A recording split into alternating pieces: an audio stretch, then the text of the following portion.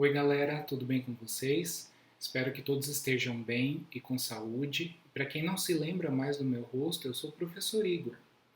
Quanto tempo que não nos vemos nem nos falamos, né? Eu acredito que todos estejam com saudades dos encontros presenciais e com a vacina vamos torcer para que tudo isso acabe em breve. Mas enquanto a nossa salvação não chega, nós precisamos dar a retomada e continuidade da nossa disciplina aqui no ensino remoto, com muita disposição e força de vontade. Antes de retomarmos o conteúdo, não se esqueçam de que a nossa comunicação durante esse período será ativa pelos grupos de WhatsApp, fóruns de integração no SIGA e momentos síncronos, que serão aqueles momentos ao vivo, 1 hora por semana. Aproveito essa retomada para desejar bons estudos a todos e que façamos o nosso melhor nesses tempos de superação. Um abraço virtual para cada um de vocês. Oi, pessoal, estou aqui de volta e só lembrando, essas nossas primeiras videoaulas serão uma breve revisão sobre o conteúdo que foi estudado antes da pandemia. Eu sou o professor Igor e o tema dessa aula então será o desenvolvimento da teoria celular. Os nossos objetivos serão datar a invenção do microscópio e entender a sua contribuição para a ciência, conhecer os personagens de maior destaque na história da biologia celular, compreender a teoria celular, elencar as características das células para entendimento da vida e analisar a origem e evolução das células.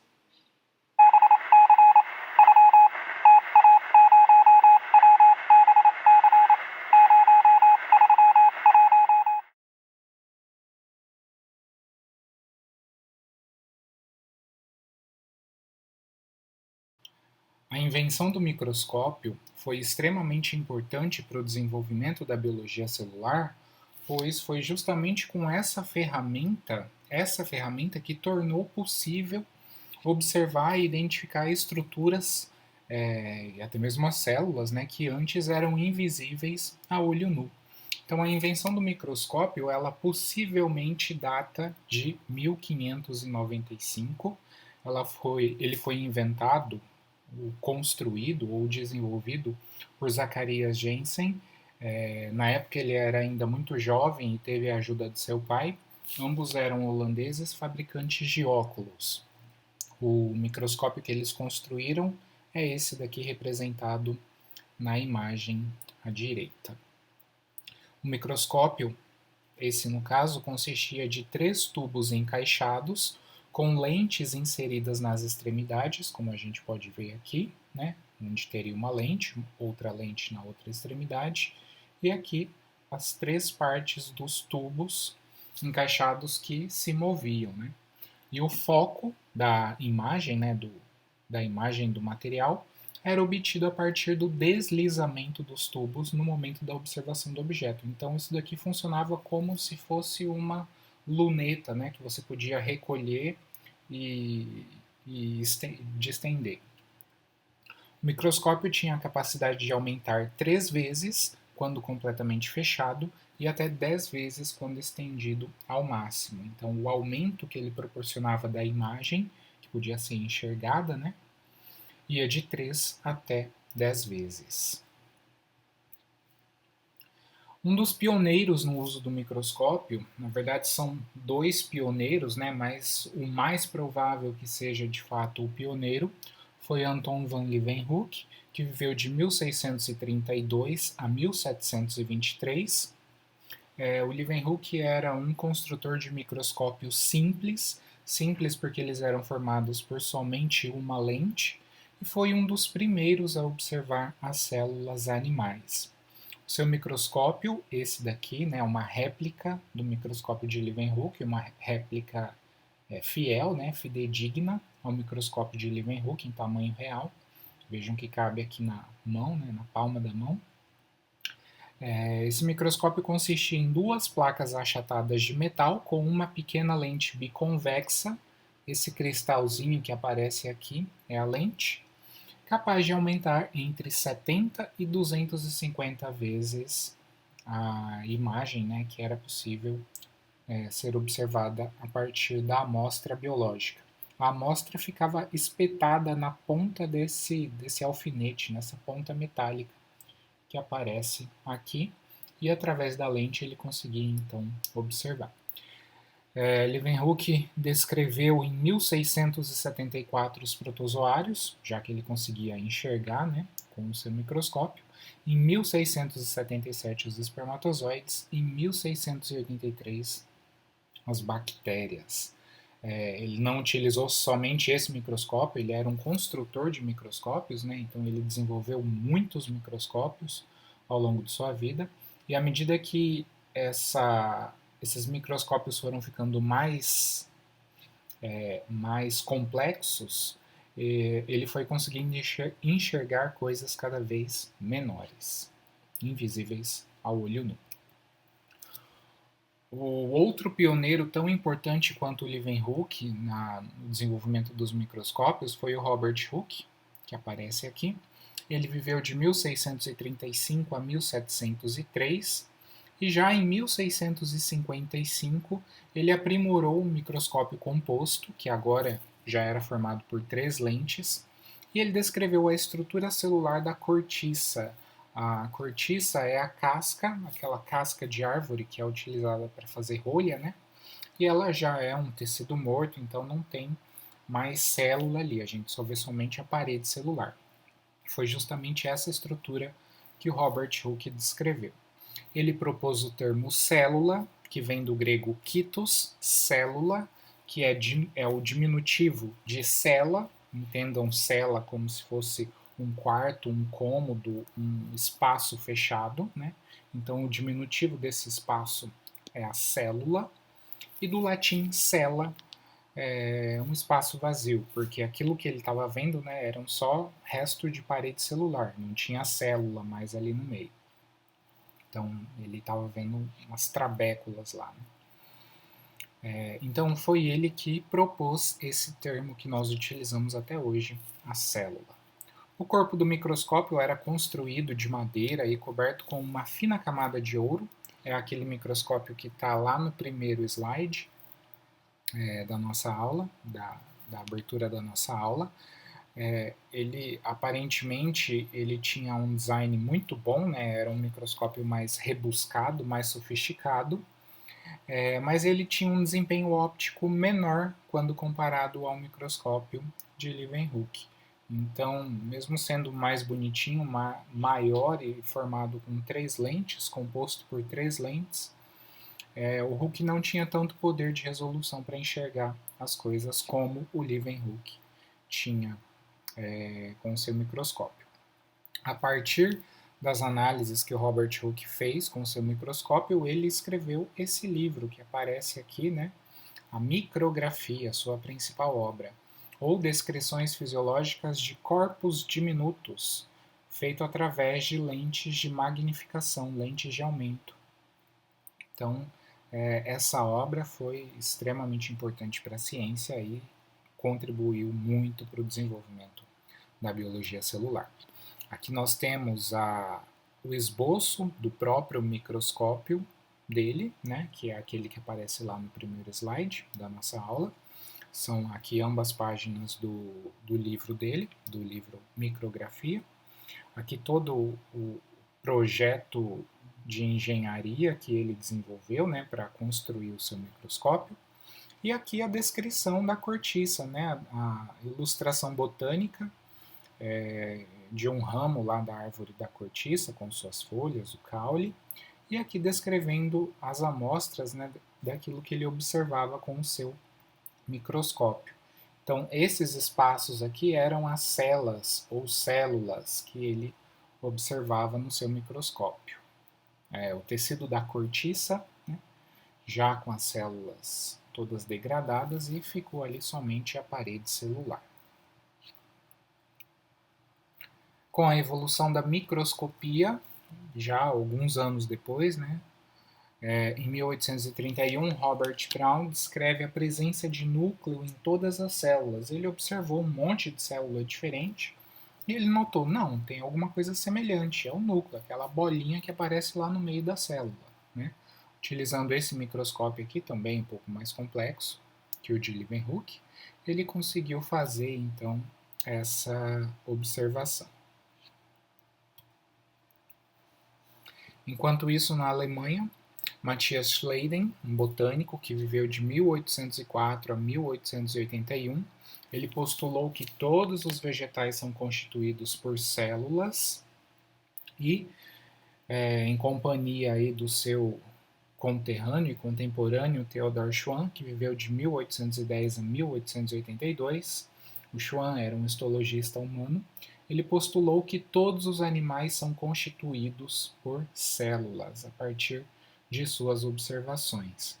Então, Schleiden e Schwann também tiveram contribuições importantes aí para o desenvolvimento da teoria celular. Ainda na Alemanha, Rudolf Virchow, um médico, pai da patologia moderna e da medicina social, um cara que ia ficar louco aí em tempos de pandemia, né, nas situações que a gente está vivendo, principalmente no nosso país.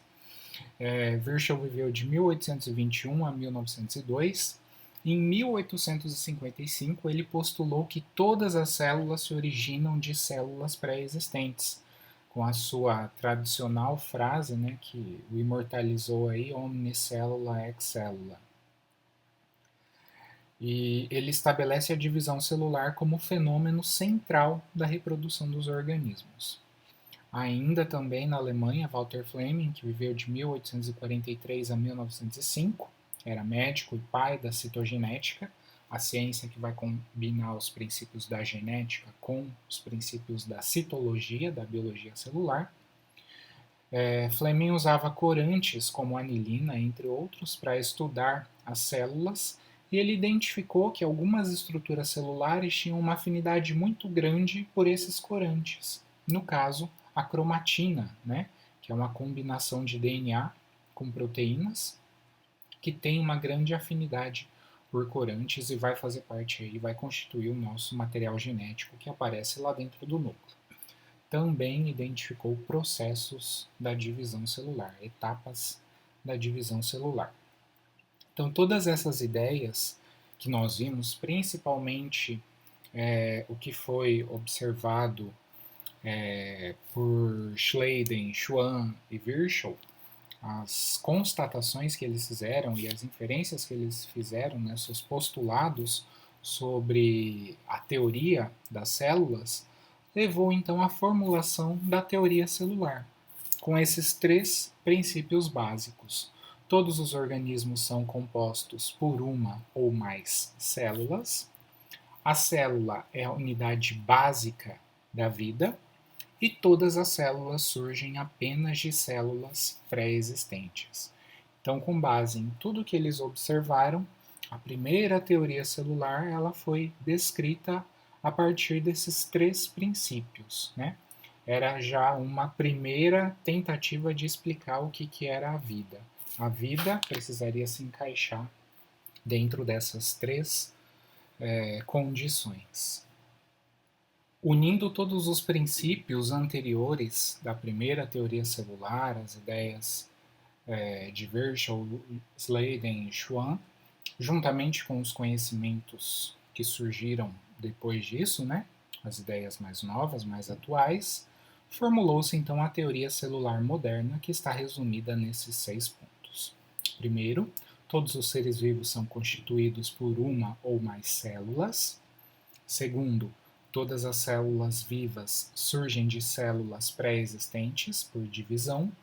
Terceiro, a célula é a unidade fundamental de estrutura e função em todos os organismos vivos.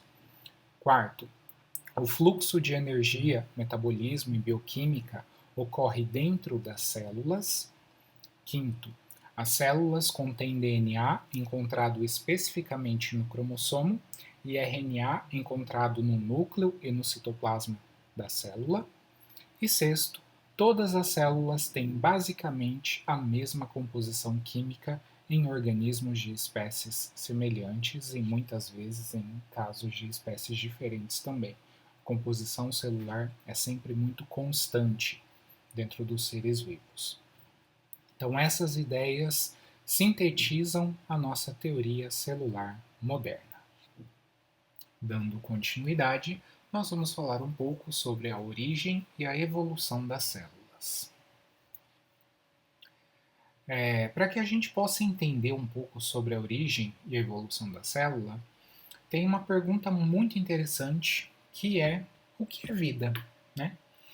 A partir do momento que a gente entende a teoria celular, que a gente caracteriza uma célula como ser vivo, a gente pode tentar responder essa pergunta: o que é vida?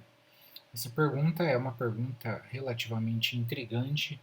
O físico muito famoso, Erwin Schrödinger, o cara lá dos gatos dentro da caixa com veneno, vocês já devem ter escutado a história dele. Ele publicou um livro em 1944, cujo título do livro era O que é Vida, né? Fazendo um questionamento filosófico e físico da vida na Terra. E no seu livro ele questiona então o que é vida e como que a vida poderia ser definida. Né? Nessa imagem aí à direita nós temos 4 formas de vida, né, que a gente pode caracterizar aí como vida, mas a gente sabe que a vida vai muito além dos seres vivos que a gente vê por aí, né? Tem coisas muito pequenas que a gente não consegue enxergar, por exemplo, o caso das bactérias que aparecem aqui. A gente está vendo aqui uma borboleta sentada numa plantinha, mas a gente sabe que tem aí um monte de coisas invisíveis ao olho nu. A borboleta sentada, né? A borboleta não senta, a borboleta pousa. E uma flor e mais um golfinho e tudo mais, enfim. Então a gente vai resumir aí de uma maneira bem simples, né? Bem compacta, o que é a vida. Essa figura ela mostra para a gente então, através de 7 pontos principais que estão listados aqui à esquerda, o que é a vida. Né? A adaptação, a aquisição de energia, transmissão da informação genética entre gerações, no caso a hereditariedade, a homeostase, interações, crescimento, desenvolvimento e morte, e complexidade e organização. Então, um ser vivo que está vivendo, ele precisa preencher todos esses 7 requisitos que a gente vê aqui do lado. Né? Ele precisa estar adaptado ao meio onde ele está vivendo, fazendo uma interação ali com o meio, né? Se autorregulando, seja em nível celular, em nível de organismo, em nível de tecido. Ele precisa estar se regulando, se adaptando ao meio onde ele está inserido. Porque se ele está ali, ele tem que estar bem ali. Se ele não estiver bem, ele vai procurar outro lugar para ficar. A aquisição de energia é um ponto importante, porque para que a gente se mantenha vivo, o nosso metabolismo precisa funcionar. E para o metabolismo funcionar, ele precisa de energia, precisa de ATP. Então, a energia ela tem que ser adquirida de alguma forma, na forma de carbono orgânico ou através de fotossíntese. Tem que acontecer alguma coisa ali que vai produzir energia para a célula. A transmissão da informação genética entre as gerações é importante, porque isso garante a perpetuação das características, né? Isso vai garantir também a evolução, vai garantir a adaptação. Tem se falado muito aí nas mutações que o vírus da Covid sofreu, né? Essa mutação nada mais é do que evolução. É uma mudança que aconteceu e essa mudança foi considerada boa para o vírus, pela seleção natural, é claro, né? Boa para o vírus e o vírus está aí crescendo, se multiplicando e matando todo mundo de Covid, né? Então é bom para ele, óbvio que não é bom para a gente, mas é algo que está acontecendo aí. E cada vez que o vírus se replica, né, novas partículas virais são produzidas e o vírus tem aí a transmissão da sua informação genética entre as gerações. É claro que o vírus não é um ser vivo, mas a gente precisa lembrar dele também. Homeostase, homeostase aqui no sentido de equilíbrio como um todo da célula com ela mesma, com o meio onde ela está, com a temperatura que ela está vivendo, em uma determinada concentração de salinidade, concentrações iônicas, em termos de pressão osmótica, e o transporte que acontece em nível de membrana, e o funcionamento do metabolismo relacionado à aquisição de energia, relacionado à adaptação com o meio. Então, a osmose vai estar relacionada com todo esse equilíbrio que a célula vai ter com ela própria e com o meio onde ela está inserida. A questão da interação com outras células também é algo importante, né? Porque se você está vivo, dificilmente você vai estar sozinho. Eventualmente ou constantemente nós vamos estar interagindo com outras pessoas iguais a gente ou diferentes de nós, né? Encontra um amigo, encontra uma célula companheira e quer ali se cumprimentar, quer se abraçar, mas não pode por causa da pandemia, tem que manter o distanciamento. As células também não se encostam, elas mantêm sempre um distanciamento de uma com a outra. Então elas às vezes são mais inteligentes que a gente, né? Que quer sair abraçando todo mundo porque não aguenta mais ficar trancado em casa. Então a interação também é importante, né? Mesmo que as nossas interações no momento sejam digitais, a gente precisa interagir com outras pessoas, com outros que são semelhantes ou nem tão semelhantes, às vezes muito diferentes de nós, como é o caso de uma célula e um vírus. Um ponto importante também para caracterizar a vida é a questão do crescimento, do desenvolvimento e da morte. Se você nasceu, se você está vivo, você veio de alguém que existiu antes de você, ou veio lá da união do gameta do pai com o gameta da mãe. Você cresceu, você se desenvolveu, você pode eventualmente se reproduzir, embora não se reproduzam, está muito cedo para isso, né? Você pode se reproduzir e fatalmente um dia a morte vai chegar, né? A morte é o fim da vida, então se você está vivo, um dia você vai chegar lá no final, que vai ser a morte. Então isso é inquestionável. E se nós temos todas essas características, né, a gente pensa que a vida então não é algo fácil, e a vida não é mesmo fácil. Viver não é fácil. E a própria caracterização da vida diz que a vida demanda complexidade e organização. Precisa ser difícil viver para que a gente consiga viver, né? É muito complexo viver e é toda essa complexidade que nós vamos estudar aí ao longo da nossa disciplina, tá bem? Então, de uma maneira muito resumida, a gente viu aí algumas características que tentam explicar para a gente o que é vida. Se tivermos oportunidade futuramente, volto a fazer essa pergunta para vocês, o que é vida. Eu espero que as respostas sejam muito bem elaboradas, tá bem? Na sequência, então, nós temos a obtenção de energia pelas células. Nós vamos encontrar dois tipos básicos celulares em termos de produção de energia, ou obtenção ou produção de energia, que são os organismos autotróficos, ou células autotróficas, né? E os organismos heterotróficos, ou células heterotróficas, ou autótrofos e heterótrofos, tá? Os organismos autotróficos, vocês devem estar cansados de saber disso já, né? São aqueles que conseguem produzir o seu próprio alimento, principalmente pela fotossíntese, né? Não entrando no mérito da quimiossíntese e de todas as outras sínteses, mas principalmente aqui pensando nas plantas, nas algas, que conseguem fazer a sua própria fotossíntese, combinando gás carbônico com água, produzindo oxigênio e a sua fonte de carbono orgânico que vai ser utilizada para todo o metabolismo, né?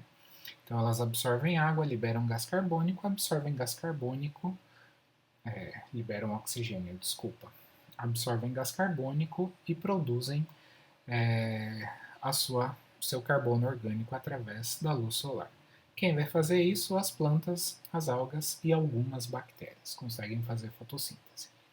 Já os organismos heterotróficos são aqueles que não conseguem produzir a sua própria energia e precisam recarregar suas moléculas de ATP, né, através da oxidação dessa molécula de carbono orgânico que foi produzido na fotossíntese, principalmente os açúcares, né, os carboidratos, entre outros, todos eles vão ser oxidados na presença do oxigênio, produzindo água e gás carbônico. Vejam que aqui a gente fecha o ciclo, né?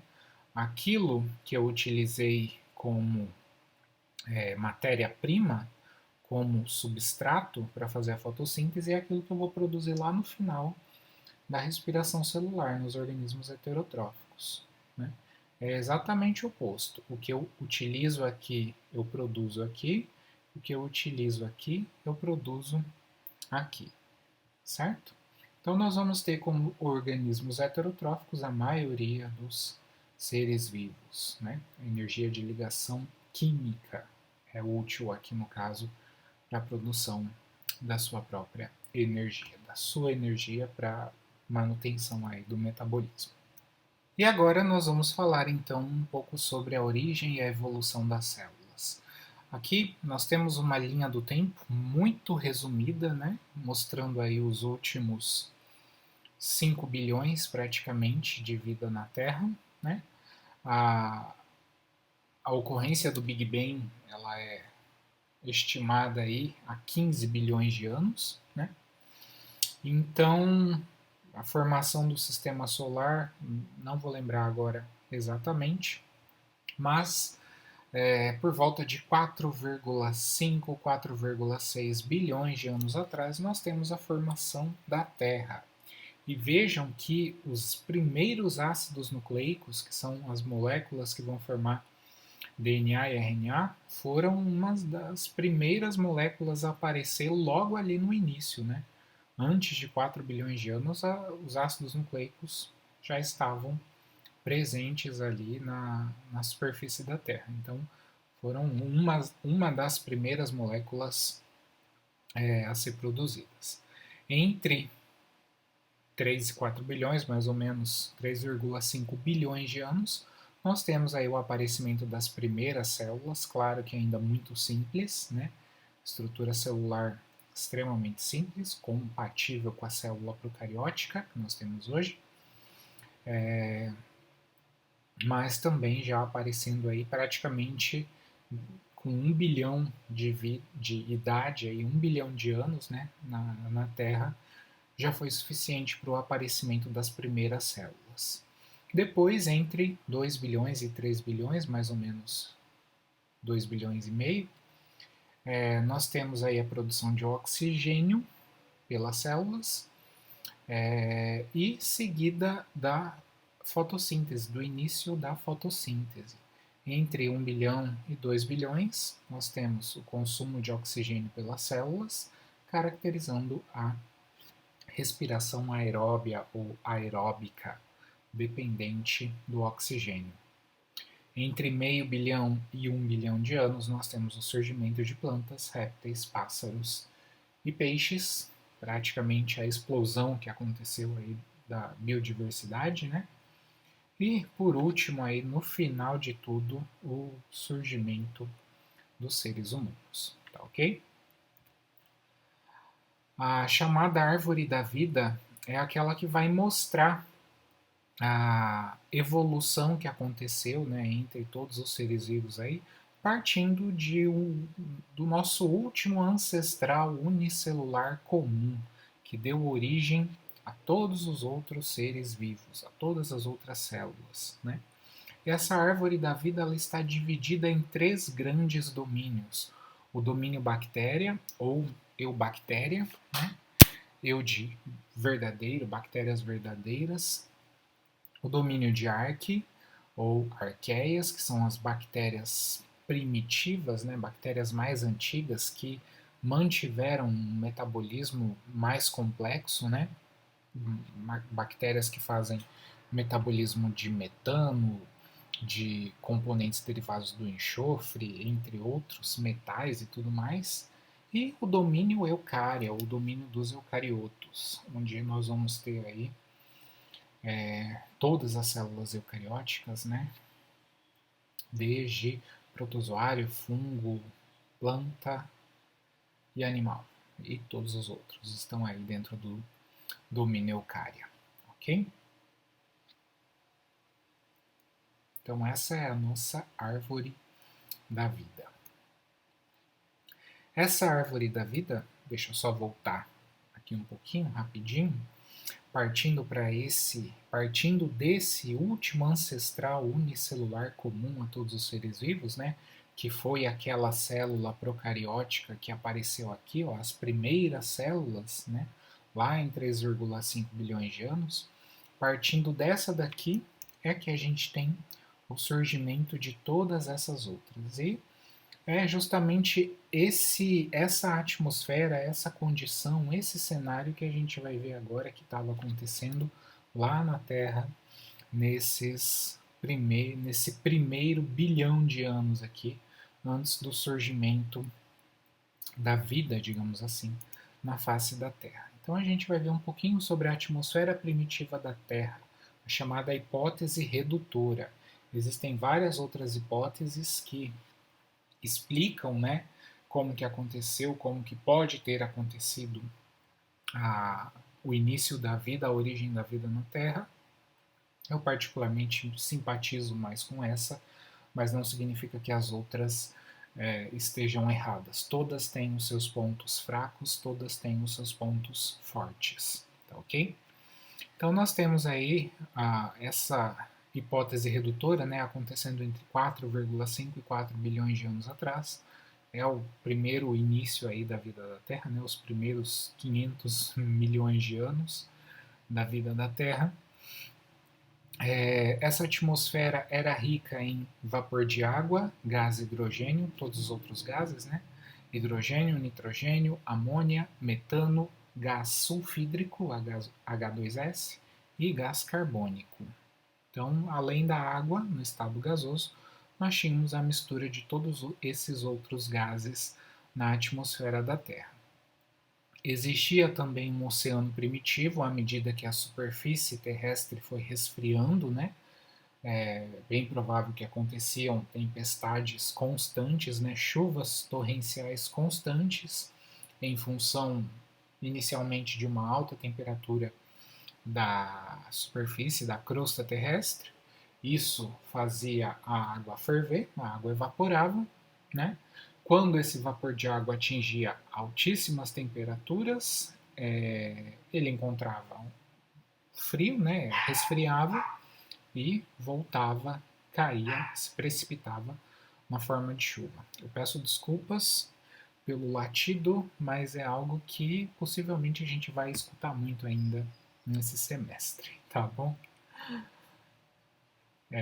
Então, quando essa chuva caía, né, sobre a superfície da Terra, isso acontecendo, evaporação, condensação, precipitação, isso acontecendo ao longo de 500 milhões de anos, todo dia, toda hora, sem parar.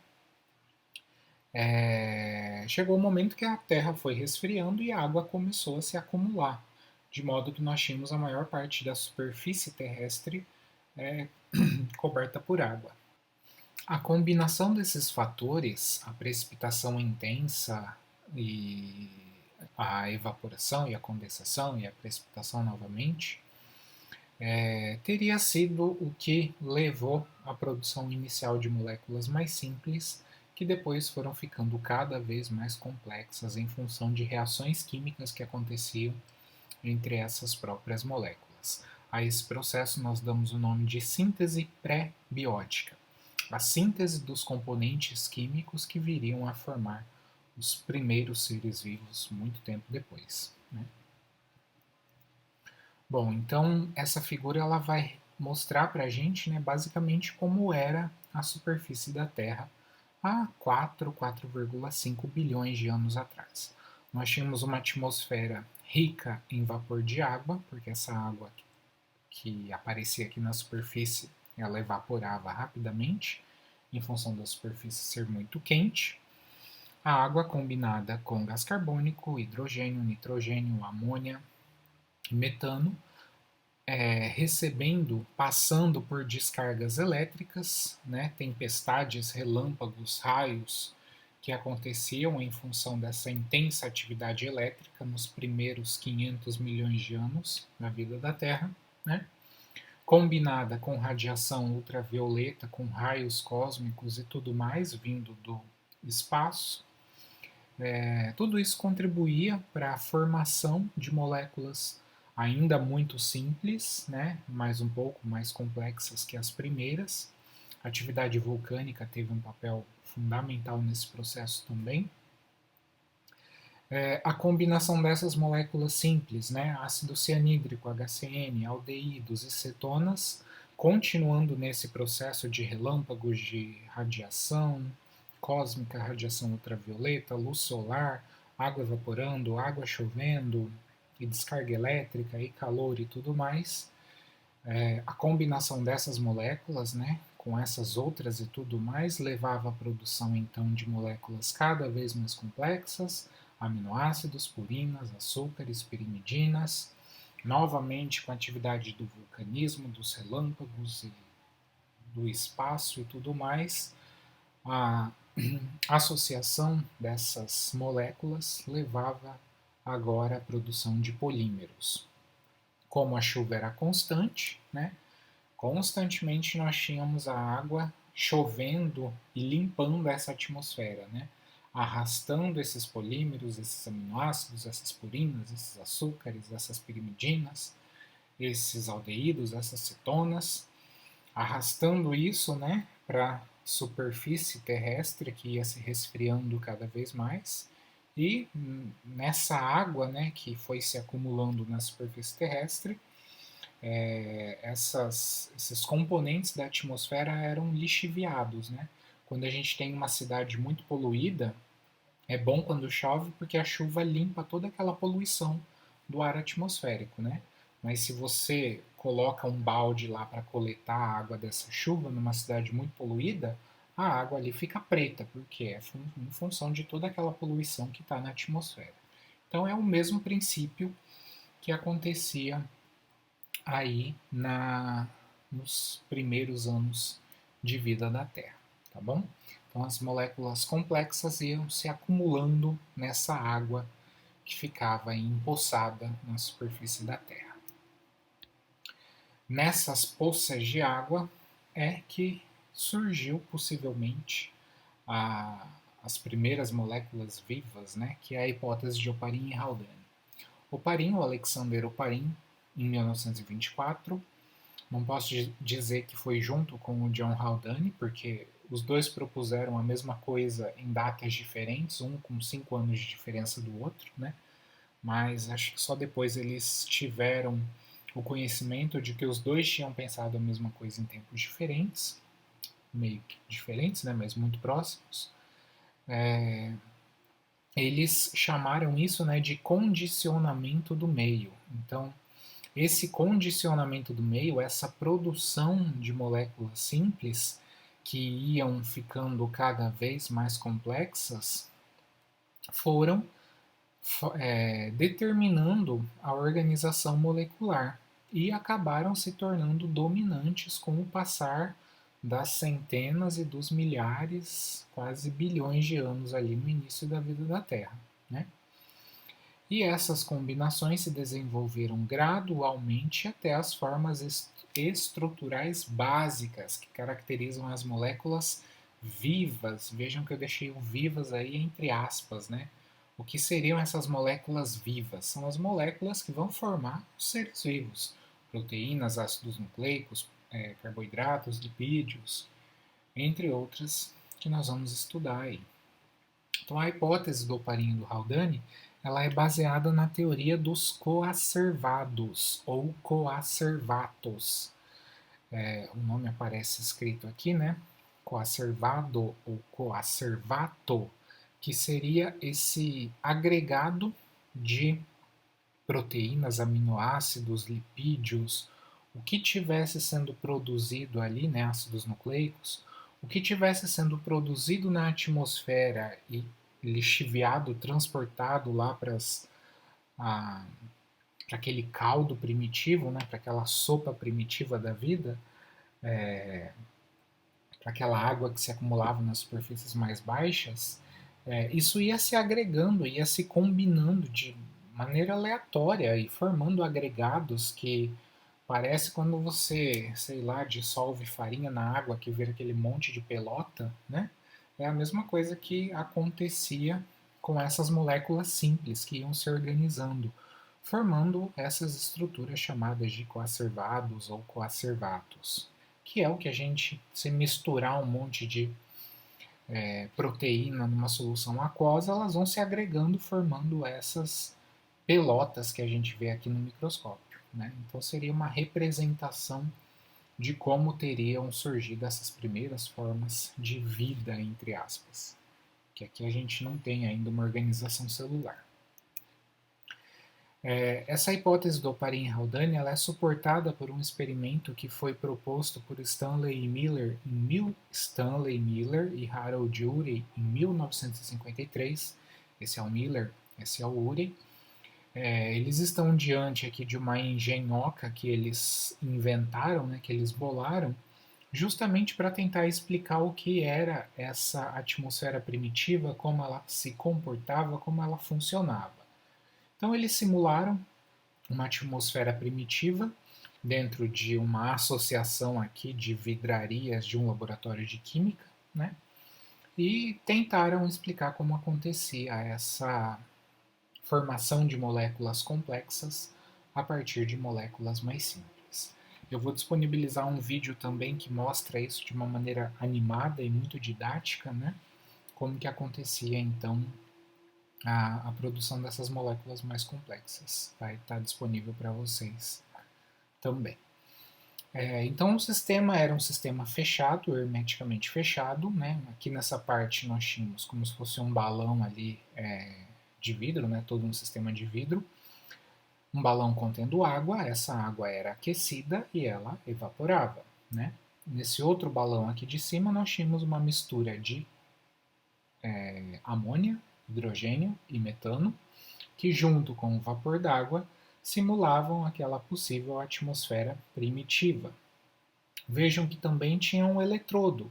Esse eletrodo ele dava faíscas, né? Ele soltava ali uma descarga elétrica de tempos em tempos para representar um raio, uma radiação cósmica, alguma coisa ali que desse uma descarga de energia. Na sequência, esse vapor de água passava por um condensador, o condensador vai resfriar o vapor da água, o vapor vai se condensar e vai formar como se fosse uma chuva, né? Essa chuva vai precipitar e vai passar aqui para a parte mais baixa do sistema e, eventualmente, amostras podem ser colhidas dessa água, né? Abre a torneirinha, retira uma alíquota aqui da amostra e esse sistema fica continuamente funcionando durante horas, dias, meses. Alguns ficaram funcionando até por anos. Tá? E quando eles coletavam amostras do sistema fechado, eles encontravam nessa amostra de água condensada aqui substâncias muito complexas, muito mais complexas do que CH4, NH3 e H2. Eles encontravam aminoácidos, principalmente, entre outros, né?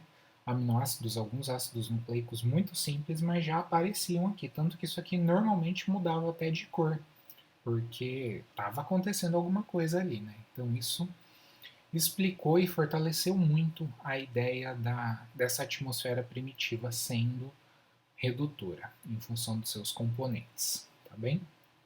Então vocês podem conferir mais informações sobre o experimento do Miller e do Urey depois. Com base nessas informações, então, nós podemos entender de onde surgiu a vida, naquele caldo primordial, naquela sopa da vida, né? Aquela água que se acumulava na superfície terrestre, surgiram polímeros de aminoácidos e de nucleotídeos, formando-se assim as primeiras moléculas de proteínas e ácidos nucleicos, respectivamente. Os aminoácidos formando as proteínas, os nucleotídeos formando os ácidos nucleicos. A dispersão dessas moléculas foi evitada pela formação de bicamadas lipídicas, que posteriormente formaria as membranas biológicas. Acredita-se que os primeiros organismos eram procariotos, anaeróbicos, heterotróficos. A gente vai falar ainda das células procarióticas, né? Mas anaeróbicas porque não trabalhavam com oxigênio, heterotróficas porque não produziam o seu próprio alimento, precedidos por agregados de RNA, DNA, proteínas e fosfolipídios.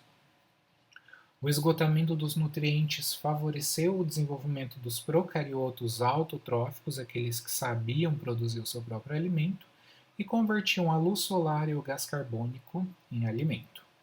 A fotossíntese favoreceu, por sua vez, o acúmulo de oxigênio na atmosfera e, posteriormente, o surgimento das células eucarióticas e também aeróbicas, né?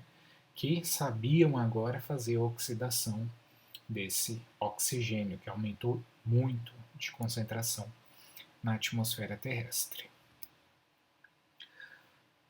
Aqui nós temos uma sequência que mostra como que aconteceu a evolução da célula eucariótica a partir da célula procariótica.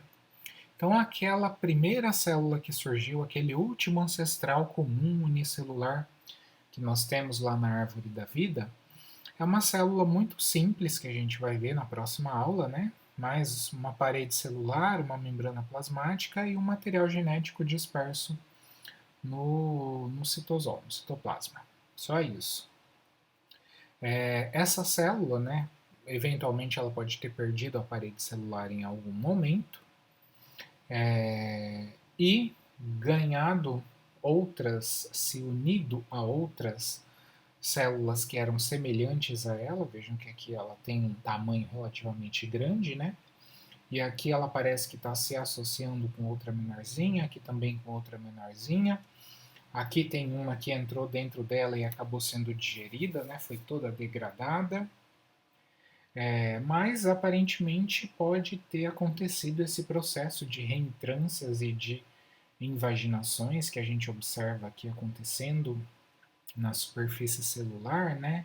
E às vezes ela queria comer essa menorzinha e ela foi lá e tentou abocanhar essa menorzinha e foi invaginando uma membrana para cá e foi tentando comer outra maiorzinha para lá.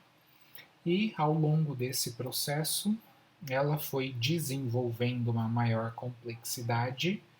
Vejam que parece que essa invaginação, ela meio que concentrou aquele material genético que antes estava disperso lá no citoplasma, ele foi ficando meio concentrado para o meio da célula, né? E essa concentração aumentou com o passar do tempo, e daí ele foi ficando apertadinho aqui no meio da célula, cada vez mais compactado, cada vez mais organizado. O tamanho só crescia, a fome só aumentava, ela queria cada vez comer os pequenininhos que estavam lá perto dela, né? Então vejam que aqui já tem outra bactéria sendo devorada por esse monstro gigante que estava crescendo ali, né? E eventualmente essa bactéria não foi digerida, né? Não foi almoçada, não foi lanchada, e ela acabou ficando ali quietinha no citoplasma daquela célula maior. E ela falou: ó, você não me come que eu vou te dar alguma coisa em troca, né? Falou para a célula grandona que estava lá. E a célula falou: então tá, você me oferece o que você tem disponível e eu te dou proteção aqui no meu citoplasma e eu garanto que mais ninguém vai te comer. Então, isso deu origem, possivelmente, esse processo deu origem às mitocôndrias, né? Aquela toda a invaginação de membranas que aconteceu acabou concentrando material genético no núcleo da célula e todas aquelas membranas que se invaginaram deram origem ao sistema de endomembranas, retículo endoplasmático, aparelho de Golgi e tudo mais que a gente vai estudar aí. Então, voltando aqui rapidinho, né?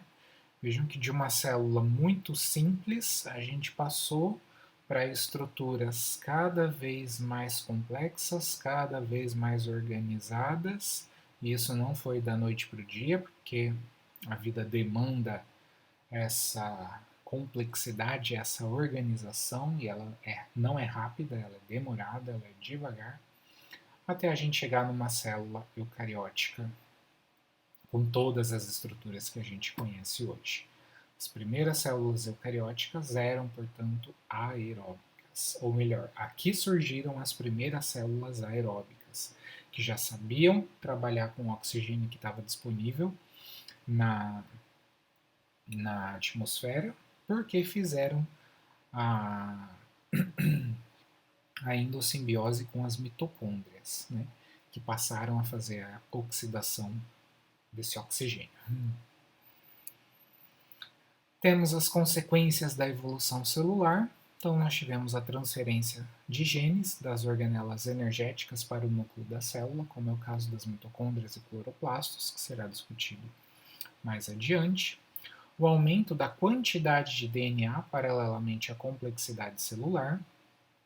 Também o aumento do volume celular e a necessidade do desenvolvimento do citoesqueleto para dar sustentação a essa célula que agora é muito mais grande do que aquela célula primitiva, né, do que aquele último organismo unicelular comum. E também a especialização das organelas. Se agora a célula é toda compartimentalizada, ela pode usar essa compartimentalização para desempenhar funções específicas, funções diferentes. Por exemplo, a gente dorme no quarto, toma banho no banheiro, assiste TV na sala e faz comida na cozinha, né? Ninguém vai fazer comida no banheiro, vai tomar banho na sala, vai dormir na cozinha, enfim. Nossa casa tem os seus cômodos com as suas respectivas funções. Na célula, nós temos os compartimentos, nós temos as organelas e também temos as suas respectivas funções. Ok? Então, por aqui nós encerramos essa primeira parte, que ainda é uma revisão daquilo que já foi discutido no começo do ano. E na sequência, nós continuamos com o nosso conteúdo. Um abraço e até a próxima.